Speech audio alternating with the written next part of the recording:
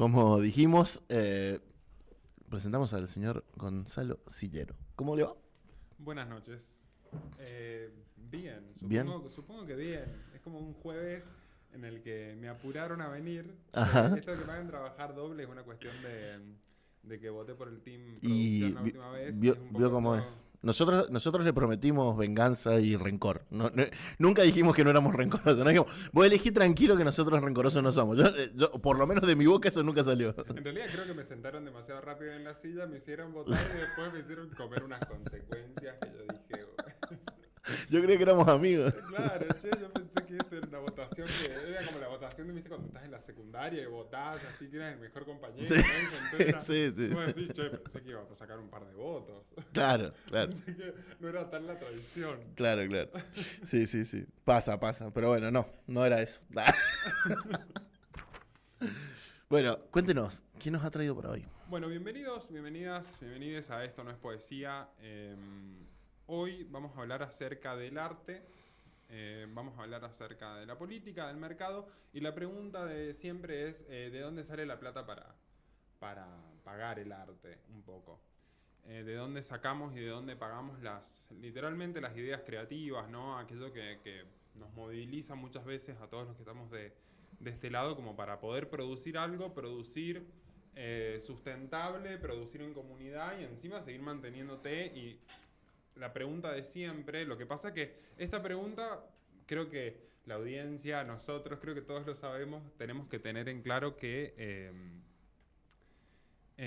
o sea, hay una pregunta que no vamos a resolver en esta columna del día de hoy, que es ¿qué sucede en Argentina y en Latinoamérica en general cuando uno quiere vivir del arte? O sea, no la vamos a responder, no vamos a decir si se puede, si no se puede, cómo es que se puede. Un poco nos vamos a adentrar, pero de por sí hay como quizás una respuesta un poco implícita que se puede llegar a saber, que es evidentemente los artistas, escritores, bailarines, de todos lados, eh, tenemos, digamos, dos trabajos. O sea, No. y muchas veces llegamos a considerar al arte como un hobby, entonces digo, lo aclaro, digo, porque no lo vamos a responder en esta No. columna, y un poco nada, pero va a estar ahí eso y me parece como importante que lo mencionemos porque en realidad habla de la misma precariedad del trabajo cultural, pero para esto tendríamos que hablar de estudios del trabajo y no específicamente de arte, política y mercado, que es lo que venimos a hablar un poco hoy. Y un poco yo pensaba cuando estaba escribiendo, decía, y es algo que me pasa a mí en mi práctica literaria, un poco, Ujú. es el mundo gira cada vez, pareciera que girara cada vez más rápido, ¿no? Sí, claro. Parece que los días tienen menos horas, parece que las preguntas y las respuestas que nos hacemos día a día no tienen la misma validez, no son tan evidentes, no son tan urgentes. Nos preguntamos cuándo va a modificarse algo y sentimos que los tiempos son millones para digamos, para un ritmo, si se quiere, de mercado, si se quiere, de compra, de venta, de consumo, que va mucho más rápido que los cambios que realmente percibimos en nuestra vida social, en nuestra vida política, en el Estado y demás, ¿no? Sí. Entonces, a partir de eso pensaba, estuve muy atento a otras cuestiones esta semana, como y en las vacaciones en general, como más el panorama internacional. Me pasó una cosa que estuve como viendo noticias de todos lados. Ujú. Y en este sentido pensaba, eh, en Australia, por ejemplo, eh, artistas y escritores pierden becas de apoyos institucionales por haber expresado públicamente su apoyo al pueblo palestino.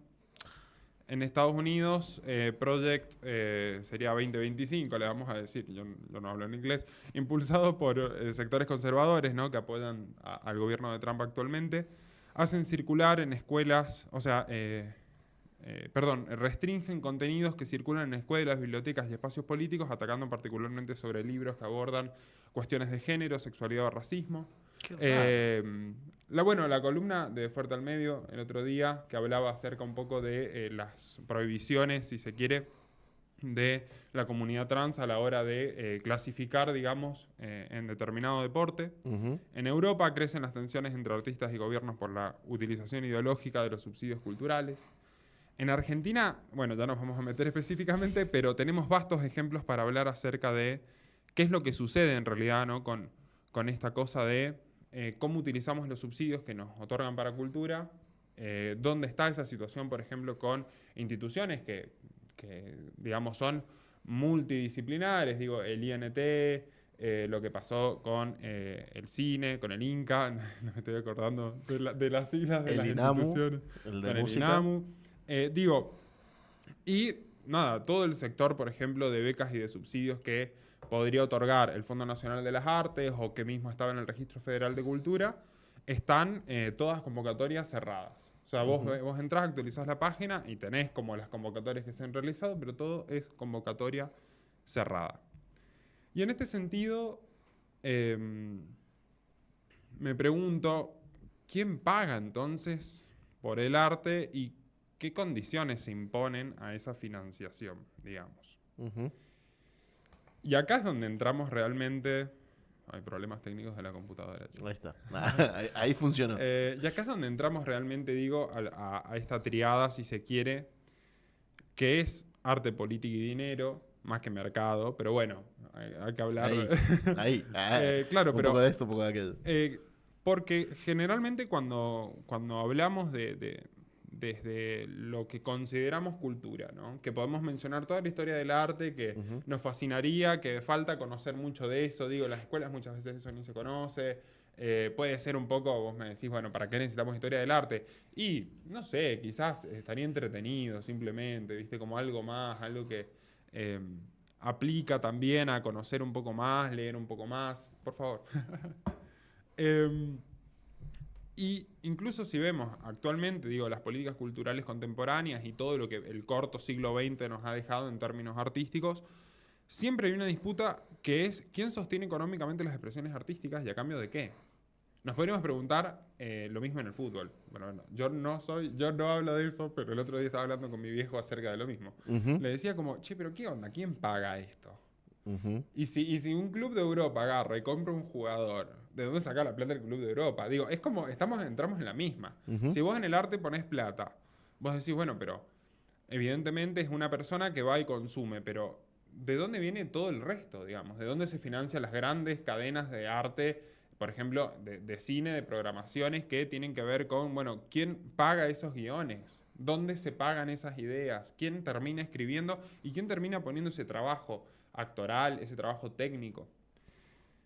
Y ahí es donde hay un problema, ¿no? Porque si un artista denuncia algo, puede recibir un tipo de sanción institucional. Si una editorial independiente, por ejemplo, publica un libro que cuestiona el poder de turno, que es de un artista X, ¿no? De un artista...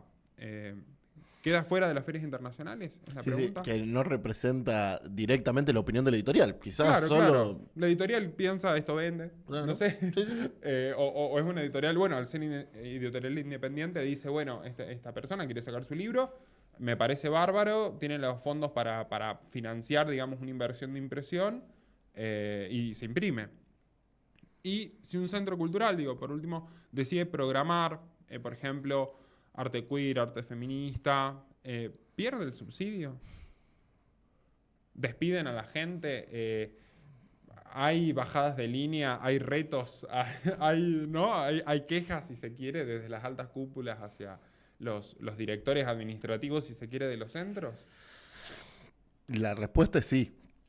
Por lo menos en el último año y medio, realmente creo que hay una avanzada y una persecución a qué se dice, cómo se dice y por qué se dice, ¿no?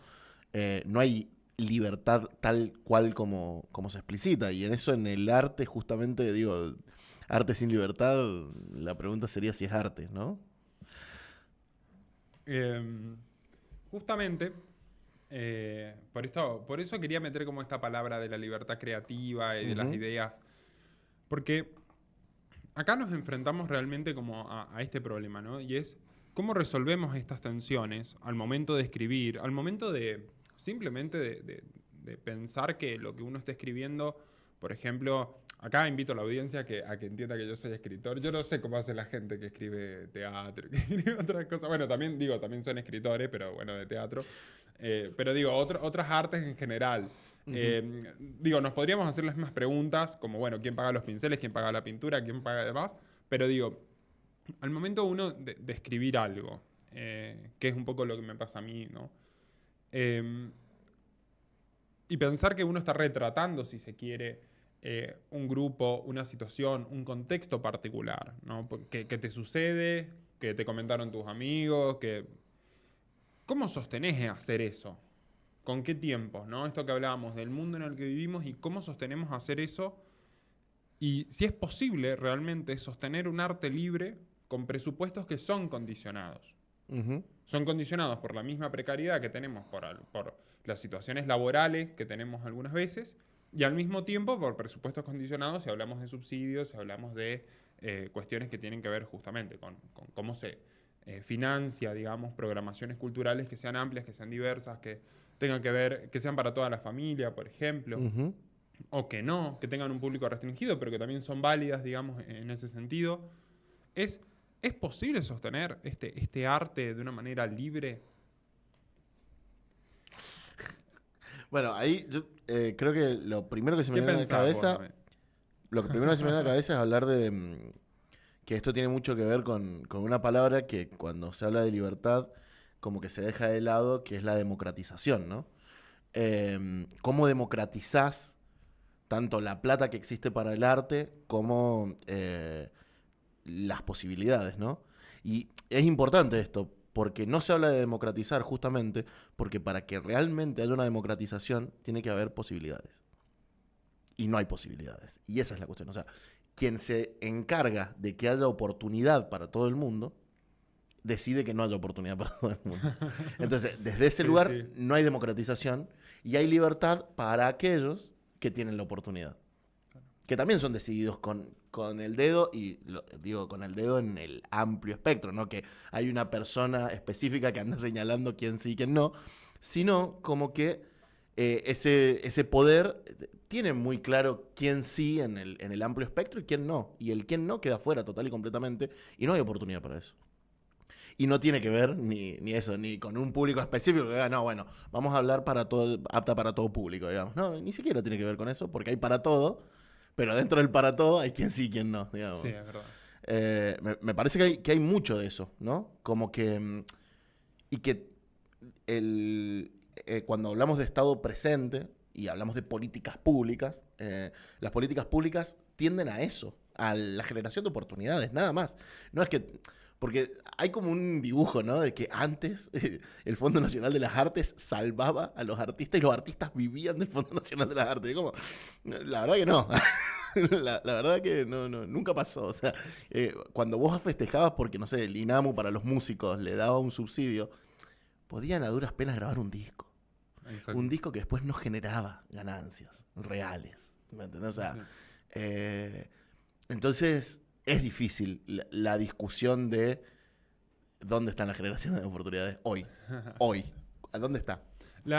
Eso me conecta particularmente a algo que me viene pasando, ¿no? Que lo pongo en discusión por producir otros eventos, como, bueno, el Slam Boca de Zorro, que ustedes lo conocen, que ya he venido acá a promocionar, que bueno, que en la vida ha sido acérrimo tercer puesto en la segunda edición que realizamos, y estamos trabajando ahí un montón.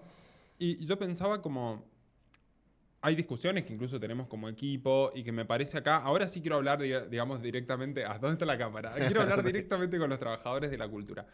Y es un poco plantearnos, ¿no? Entre el arte que consideramos más libre, más... a mí me encanta, te digo, tipo agarrar, sentarme súper hippie, leer en el medio del dique, tomarme unos mates hasta que se me empiezan a poner helado los pies, ¿viste? Y empieza a bajar el sol, 19:30, por ahí en primavera o en otoño. Hermoso. Hermoso.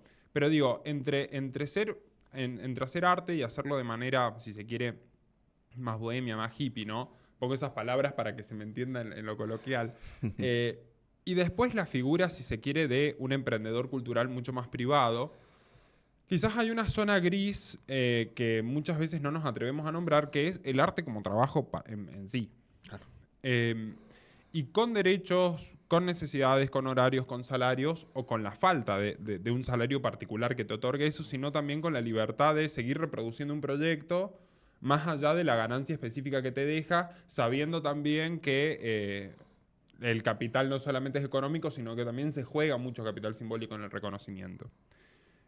Pero ahí es donde tenemos que hablar un poco acerca de, por ejemplo, de dónde sacamos este financiamiento para decir, bueno, con qué condiciones materiales, por qué el artista, digamos, decide vivir, si se quiere, con más o con menos presupuesto, si decide vivir con los aplausos o no. Y ahí esta cosa, ¿no? De por amor al arte, ¿no? Esto de trabajar por amor al arte, hacer las cosas por amor al arte, simplemente porque nos gustan o no nos gustan. Y decimos, che, de repente tenemos que frenar un poco, tenemos que conversar acerca de la forma no romántica de sobrevivir, sino hacer una estrategia concreta, ¿no? Una construcción política y una construcción económica que nos ayuden a seguir difundiendo, a seguir creciendo, a cobrar una entrada hoy para que mañana podamos pagar un sonido, para poder ampliar el público, para hacer una propuesta que sea quizás más cómoda. O sea, muchas veces la plata ni siquiera se termina gastando hasta en cuestiones como tener más sillas y que la gente no esté parada. Entonces digo, hay cosas ahí que tenemos que sostener y que se viene sosteniendo por nuestras comunidades. Yo creo que cuando se activan determinados mecanismos, salen los vecinos, salen los militantes, salen los docentes amigos, salen los artistas que nos conocen y terminan difundiendo, terminan comprando nuestras entradas, terminan haciendo muchas cosas que terminan por ponerle un precio a ese trabajo y realmente después se acercan y dicen, che, realmente vale, ¿no? Realmente hay algo ahí que es profundamente político y es organizarse para poder crear algo. Uh-huh. Y ese sentido es el que creo que tenemos que llevar con un montón de cosas, ¿no? Organizarse para crear cualquier tipo de proyecto, y acá no tan solo cultural, ¿no? Pero lo que nos atañe es no perder esa posibilidad de expresarse, sino que justamente ganar más y más condiciones que sirvan para plantear una base y decir, bueno, che, realmente esto es lo que vale, este es el valor, ¿no? Porque si no, como diría un buen libertario, nos patean la oferta y la demanda y es un problema, ¿no? Como empezar a vivir una tensión que es ajena, porque realmente no la queremos los artistas. Claro. Realmente no queremos una tensión de decir dónde queda la oferta y la demanda para con los proyectos, sino justamente que empezar a reclamar de manera, si se quiere, un poco más estructural, cuáles son las necesidades, digamos, para los trabajadores de la cultura. Bueno, ahí me paso un par de cosas que tienen que ver con un par de reclamos. Bien. Y ahí hago una pregunta, ¿no? Es, ¿qué ocurre, si se quiere, con esto de lo autosostenible, de lo precario y del trabajador particularmente? Y es, realmente tenemos que empezar a pensar que la autogestión como tal no es solamente decir, che, yo hago todo, sino realmente decir, ¿cómo hago para crecer? Y que esta autogestión de repente pueda ser coordinada con otra gente que lo puede hacer mucho mejor que yo y que tiene los medios para hacerlo. No sé, contratar una cámara, contratar un sonido, contratar... Y así también uno empieza a mover, si se quiere, determinado capital económico que empieza a pasar por diferentes lugares y no es tan solo, digamos, un evento, un libro, ir al teatro y solamente el teatro. No, digo, se movilizan muchísimas cosas que tienen que ver con mejorar las salas, mejorar los sonidos, que los músicos puedan agarrar y decir, che, realmente vine acá y puedo cambiar las cuerdas de la guitarra, por lo menos. Seguro. Y eso creo que es algo como que tenemos que retomar un poco y que tiene que ver con empezar a realmente hacer un arte mucho más político y no tanto pensar, si se quiere, en este arte que si lo vivimos desde este amor, desde este romance, no nos va a terminar, o sea, nadie va a poder crecer. Ese es como un poco nadie va a poder crecer si solamente estamos sobreviviendo y no apostamos, si se quiere, a otra visión, a otra proyección y algo más grande y, ¿por qué no? Nunca dejar de soñar, que es un poco también lo que yo siempre digo es, la idea se plantea, se infla en grande y después vemos cómo llegamos, chicos. Porque, Claro. claro, porque después, no sé, que te tenés que conseguir para llegar. Hace 2 martes hablamos con Luis Gutiérrez, que es improvisador, y hablábamos un poco de que estos tiempos requieren o son tiempos que predisponen a la creación artística al palo, pero a su vez son los tiempos que menos estímulo hay para que corra esa creación artística. Y hay mucho de eso, ¿no? Porque Sí. en estos momentos son los que hay que pensar cómo armamos infraestructura. Porque cuando tenés infraestructura, podés hablarlo de pachorra, podés hablarlo como quieras, pero hay una cuestión de comodidad que te va costando, digamos. O sea, costando, no costando, digo. Como que... Y te vas relajando en esa. Sí. Hoy es el momento de pensar en infraestructuras grandes que te puedan sostener después el crecimiento que cuando llegue, ojalá vuelvan a haber subsidios, ¿no? Te sostengan. Y que te pongan en otro lugar para discutir condiciones. Creo que después no hay que esquivarle al bulto. Me parece también que aquellas personas que al arte lo toman como un hobby, pero terminan siendo artistas, les guste o no les guste, hacen mucho daño cuando no le dan un sentido político a su actividad. Porque justamente el que se quiere tomar el arte como un trabajo, y tiene ese obstáculo también, que en la discusión colectiva, hay muchas personas que no, macho, vos con lo tuyo, yo con lo mío, y por eso me dediqué a esto, digamos, Claro. porque no tengo que discutir con nadie más. Y no funciona de esa manera. O sea, o por lo menos la historia nos ha demostrado que no funciona de esa manera. Nada se gana ni nada se conquista caminando hacia adelante solito tu alma, ¿no? No, tal cual. Creo que ahí está un poco, ¿no? Como acerca de esta pregunta de si el arte realmente tiene que ser político, y yo creo que sí. O sea, es como que hay un miedo que tienen la gente que, no sé, que parece que les afecta un poco, que la gente hable de política libremente. O sea, a mí cuando la gente dice de política, de religión y ¿cómo era? Y de fútbol. Y de fútbol. De No se política, de habla. fútbol, no se No, habla. yo tengo un problema con él. Es como, ¿por qué no podemos hablar de, o sea, ¿por qué no podemos hablar de ¿por qué no podemos hablar de religión, chicos? A mí me encanta, debatamos Totalmente. un montón de... Yo me junto con mi otro compañero de Pensar es Gratis, el Guille, me junto y me empieza a hablar de la tesis, me empieza a contar datos random, y yo me sé otros datos random y empezamos a hablar y me termina enseñando un montón de cosas y yo digo, con que así fue que... Hay un montón de cosas que tenemos que empezar a debatir que tienen que ver con, digamos, cuando uno piensa en esto de los tabúes y aparte en la cultura como, si se quiere, un motor. Ujú. Hay mucha gente que me va a decir, bueno, pero hay otros problemas a día de hoy, el trabajo, qué sé yo, la pobreza. Sí, pero hay un tema y no es que la cultura sea menos importante, sí considero que hay temas más relevantes en la agenda. Más en urgentes, quizás. Claro, sí, más urgentes, digo, en términos de qué es lo que se tiene que atender primero, quizás.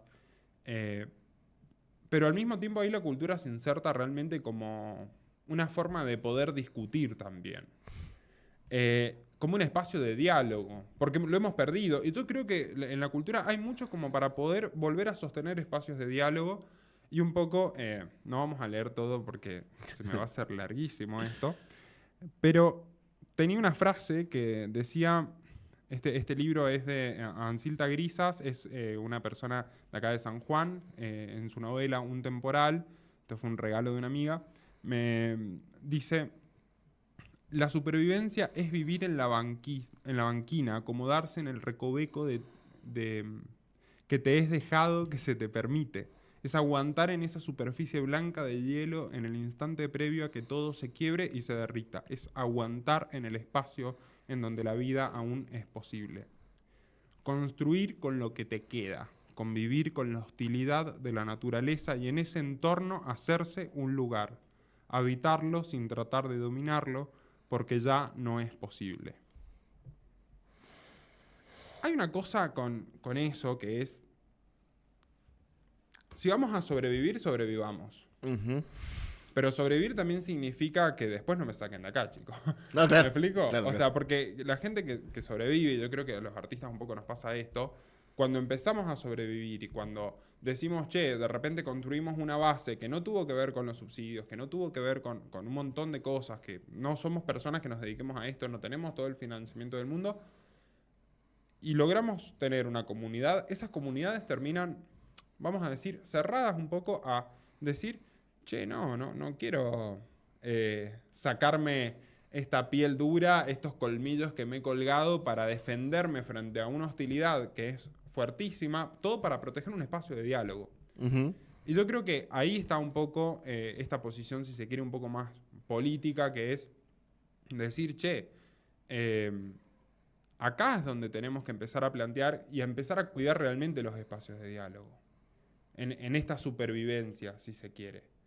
Y de ahí en más, cuando dejemos de sobrevivir, seguimos cuidando el espacio de diálogo. Claro. Y la gente que quiera entrar, tiene que entrar, pero con las mismas políticas que pusimos antes. Ujú. Porque si no, nos termina pasando que después hay lo que podríamos llamar, nos comen desde adentro, digamos. Tenemos infiltrados, tenemos un caballo de Troya y nada, y ahí traje otra obra que es de Monique Wittig. Este es un texto súper teórico, pero que tiene que ver con ensayos que ella realiza y habla acerca de la literatura, pero antes de ir a eso, quería terminar diciendo, el arte nunca va a ser puro, no va a ser neutro, no va a ser libre de ideología, y en ese sentido tiene y debe ser político, porque si no, ¿qué tipo de política lleva consigo? ¿No? La gente que avala una neutralidad avala no discutir en realidad la política que asume esa neutralidad que está teniendo. No la debate, no la defiende, dice, no, yo no quiero discutir de política. Y en realidad estás asumiendo y dejando pasar quizás tu oportunidad para plantearte algo. Una pregunta que quizás te incomoda, que quizás no. Sí. Creo que es un debate tan viejo como cuando al arte le pusimos de nombre arte, ¿no? Sí, por supuesto.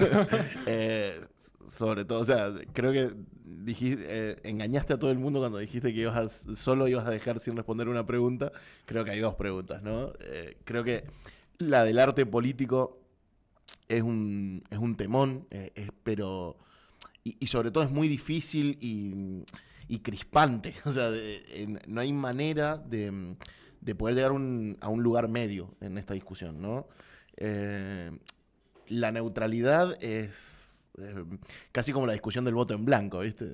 Sí, tal cual. ¿Me entendés? Es como, y sos neutral y es lo mismo que estar a favor de lo que está mal. ¿Qué sé yo? ¿Me entendés? O sea, hay una cuestión ahí de que la neutralidad nunca va a favorecer al arte político, ¿no? La neutralidad va y está un poco condenada de alguna manera a ser efímera, porque funciona de esa manera, digo, o quizás hablar más del artista político y no tanto de la obra política, quizás. Claro.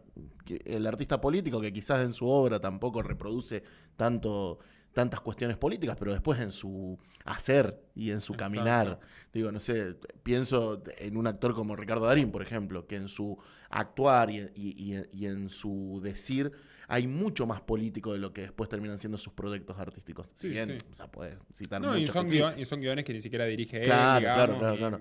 Pero después él está parado en un lugar del mundo y no se va a mover de ese lugar del mundo. Entonces, hay maneras. Digo, si de repente te pinta cantar como Ricardo Arjona, está todo bien, amigo. ¿Me entendés? No hace falta que metas a Milei en el medio. Claro. Pero hay una posición que tenés que tomar al respecto. Sí. Creo. Sí. Ahí, y voy con lo último, es, primero que nada, no hay libertad creativa sin condiciones materiales. Uh-huh. Creo que no hay autonomía sin organización y no hay cultura sin conflicto tampoco. O sea, como que no hay cultura sin que nos planteemos mínimo la pregunta eterna que es ¿para qué estamos acá? Uh-huh. Lo digo en sentido abstracto, ¿no? Y después ¿para qué estamos haciendo lo que hacemos? Sí, en sentido específico, cuando nos planteamos hacer algo y llevarlo a cabo es, bueno, entrar en conflicto con la propia comodidad que nos dan determinados proyectos y determinadas cosas. Y ahí lo segundo tiene que ver con construir una red de artistas, de lectores, de talleristas, de gestores, de editores y de todas las formas de existir que tenga el arte para realmente sostener y vivir el arte desde una dignidad, si se quiere, y desde el arte también. Y poder sustentar los proyectos que tenemos. Y ahí ahí lo que nos sucede es que, digo, generacionalmente, más de nicho, más de gueto o menos, más mainstream o más under, lo que realmente pasa es que cuando resistimos un silenciamiento, cuando exigimos ser remunerados por lo que hacemos, cuando nos organizamos con otros, cuando inventamos nuevas formas de decir y vivir, ahí nos estamos dando cuenta que en realidad hacer arte no es un lujo y no tiene que serlo. Tiene que ser un derecho y que también es una trinchera desde la cual seguir reproduciendo un montón de cosas. Y ahí, y con esto me voy a despedir. Ay, el marcapáginas. Monique Wittig dice, cuando afirmo que una obra literaria puede funcionar como una máquina de guerra en el contexto de su época, no me estoy refiriendo a la literatura comprometida, dice. La literatura comprometida, como la escritura femenina, son formaciones míticas y como tales funcionan como mitos. Como tales lanzan arena a los ojos de la gente haciendo una amalgama mezclando sin ton ni son en el mismo proceso dos fenómenos que no tienen el mismo tipo de relación con lo real ni con el lenguaje. Y por último, al final de este maravilloso ensayo, después me piden el libro, dice, en literatura me parece que la historia interviene en el nivel individual y en el nivel subjetivo. Y se manifiesta en el punto de vista particular del escritor. La empresa más vital y estratégica del trabajo de todo escritor consiste en universalizar este punto de vista. En todo caso, dice, para llevar a buen fin una obra literaria, hay que ser modesto y recordar que no todo se juega en el hecho de aparentar. En efecto, la realidad no puede ser objeto de una transferencia directa desde la conciencia a un libro, o a una obra, podríamos decir, ¿no? La universalización de cada punto de vista exige una particular atención a los elementos formales que pueden quedar abiertos a la historia, como los temas, los sujetos de la narración, así como la forma global de la obra. El intento de universalización del punto de vista es lo que determina que una obra literaria llegue a transformarse o no en una máquina de guerra. Y ahí lo que tratamos de hacer, ¿no? Es decir, ocupar, digo, cuando decimos que el arte es una trinchera, yo creería decir, en realidad, nuestras obras tienen que ser un poquito máquinas de guerras para seguir andando, ¿no? Para seguir guardándonos algunas balas y después aprender a responder, si se quiere, desde otros lugares y con otros sentidos y con otras ironías. Yo soy muy sarcástico cuando escribo literatura. Por eso lo digo. Sí. No, sí, pero sí, totalmente de acuerdo. Es la manera. Es la manera de avanzar, porque también uno no puede ser iluso. Enfrente tenés todos los intentos para que te tropieces, para que caigas, para que no sigas. Hay una pregunta que como entrevistadora a los artistas me gusta hacerles, que es que vos como artista tenés 1.000.000 de razones para no seguir y casi siempre tenés una o dos para seguir. Y creo que hay que tener muy en claro cuáles son esas una o dos, digo una o dos generalizando, pueden ser más, pero digo, tenés que tener muy en claro cuáles son, porque si no te perdés, porque ese 1.000.000 hay mucho, ¿no? Desde la banalización de para qué estás haciendo eso, para qué perder el tiempo, para qué, hasta, digo, que son parte de las viejas estructuras y grandes estructuras del sistema, pero después sí tenés a tipo diciendo, vos te querés dedicar a esto porque sos un vago. Porque no querés laburar. Sí. Porque no querés esto, porque querés que el Estado te mantenga, porque vos querés que... Y de repente vos decís, che, pero la parte espiritual, digo, y también hay que poner en debate la palabra espiritual en un gobierno donde creen que lo espiritual tiene que ver con creer en Dios, ¿no? Sí. La parte espiritual, el alimento espiritual, sin la cultura como... O sin el arte, que es el canal de expresión de la cultura. ¿A dónde vas? ¿A dónde carajo vas? Bueno, ahí. Sí, para seguir totalmente. No, totalmente. Me despido diciendo que hay que seguir discutiendo esto. Creo que para nada vine a cerrar cosas. Vine a decir, che, estuve leyendo esto en las vacaciones. A poner una bomba. No me reten. Viste, como yo cumplí con traer la columna. No, pero estuve leyendo en las vacaciones. Estuve como hurgando ahí qué es lo que sucedía con todo esto. Y nada, creo que realmente, digo, es importante aprender a digamos, que la expresión sea como una forma más, digamos, Ujú. no tan solo una cosa que nos queda como ahí relegada. Digo, podemos debatirlo estructuralmente, también podemos debatir qué le pasa al público cuando dice pago o no pago esta entrada. Ujú. Podemos debatir muchas cosas. Pero digo, realmente eh, está buenísimo que consumas local, que trabajes local, que muevas ese piso, que veas qué está sucediendo en tu provincia, que veas qué está sucediendo con la cultura y que veas qué está sucediendo, qué tienen para decir. Esta gente tiene algo para decir, ¿qué tiene para decir? Yo me muero por escuchar, digamos. Sí, sí, sí. Y no soy chusma, soy historiador. Así que, bueno, nada. Nos Eso. vemos en la próxima columna de Esto no es poesía y gracias por todo siempre. No, De- sí. antes que cierre, hay 2 comentarios en el chat. Sí. No los pude meter, era Sí, como, sí, sí. ahora voy, ahora voy. Dale, dale, dale. Agustín Molina, ¿se escucha bien? Sí. Ahora te muteaste. No sé qué onda. O sea, te muteaste acá, no en la consola. No Mira te que yo estoy quiero escuchando. seguir siendo Team Producciones. Qué presión. ¡Qué presión!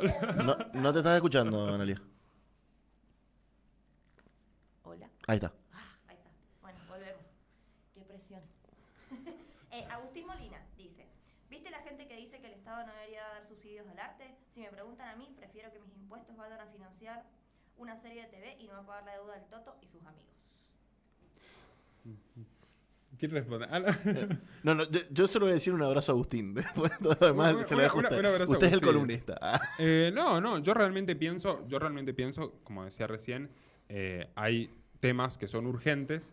Después están un montón de subsidios que, así como se otorgan en formación en general, para un montón de temas relevantes, creo que tiene que haber una cuota, o sea, una cantidad de cupo relevante para la cultura que no se tiene que dejar de lado.